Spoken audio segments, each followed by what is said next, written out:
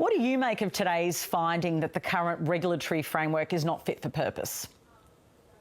I think it's a great outcome for the 500,000 Australians who signed a petition to establish a Royal Commission into the future of media diversity in this country. Most Australians have just been, frankly, fed up to the back teeth with the level of concentrated media ownership, Murdoch with 70% of the print media, and the resultant bias in coverage and simply too much power in the hands of one man. So what is really important about this Senate inquiry report is that the majority report has just come down and it recommends that a judicial inquiry with the powers of a Royal Commission be established to do two things: to look at the future of media regulation in the country, recommending that there be a single regulator, given that we now have converging technology platforms between print, between broadcasting, between electronic, and of course digital platforms. And thirdly, to look specifically at the excessive concentration of power in the hands of single monopolies. I see that as code language for Murdoch. So we're delighted with the outcome of the inquiry's recommendations. Labor's communications spokesperson Michelle Rowland says it's not Labor policy to establish an inquiry. Are you surprised by that? Well, not really, because, Patricia, I've been a member of the Labor Party for 40 years this year. That's why I've grown a beard in honour of this fact. And as a result, I've seen a few policy debates come and go. Michelle Rowland is currently the spokesman. Look, we're just this side of an election. She sits in a marginal seat. She's very close to news corporations, sort of thing that might be disappointing, but which I come to expect of people in those circumstances. But this is a long-term campaign. And let me tell you, the branch members of the Australian Labor Party right across the country, the members of trade unions right across Australia, people who vote Green, vote Progressive, but middle-of-the-road Australians who are just sick and tired of this monopoly, they're going to have their voice over time. And I would see this debate rolling right through until the next national conference of the Labor Party. So what Michelle Rowland says today, I don't think is either here nor there. OK, so Michelle Rowland, just to be clear, you're saying you think because she's got a marginal seat, she's kind of worried about the Murdoch news and that's why she's not shifting her position? Well, I think, it's pretty plain, particularly in Sydney. I happen to be in Sydney at the moment.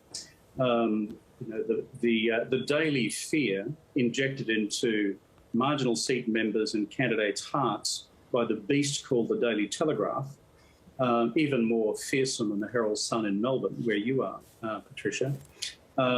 Frankly, its ability to run a campaign against a single member of Parliament if you cross their interests is well documented. They've done it before and they'll do it again. They're thugs. Regrettably, Michelle's become a bit of a wholly owned subsidiary of the Murdoch media.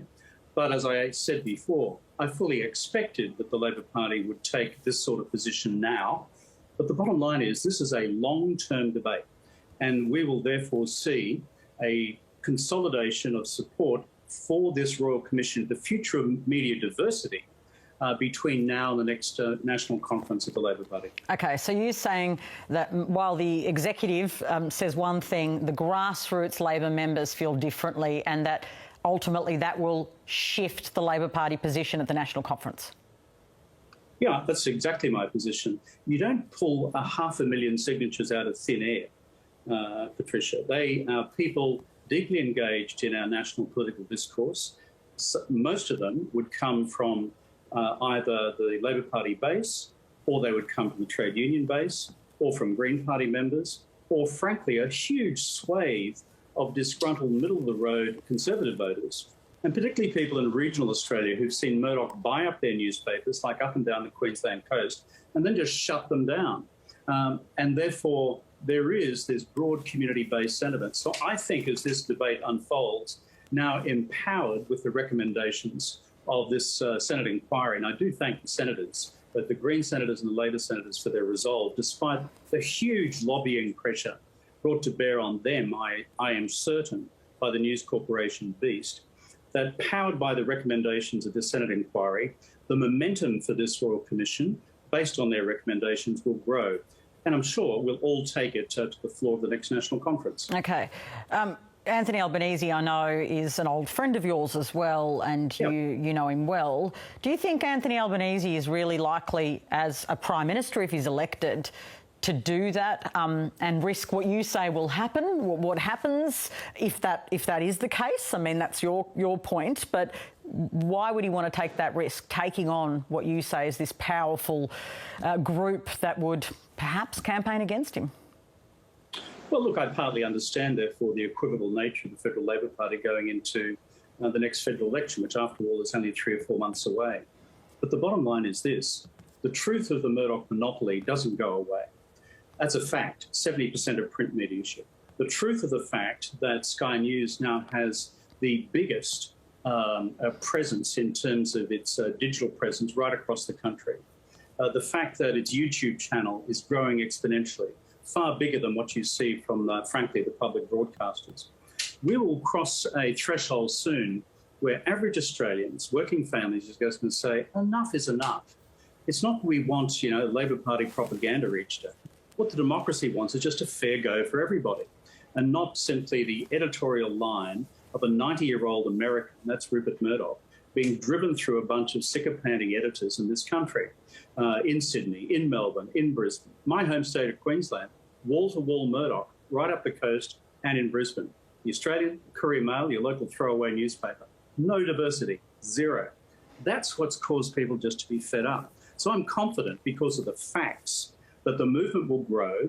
Australian for a Murdoch Royal Commission is growing in its membership every day.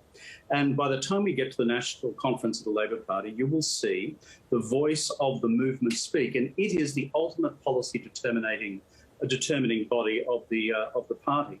Albo has an election to navigate. That's hard. It's difficult, particularly when you have such extraordinary media bias operating against him. I understand that.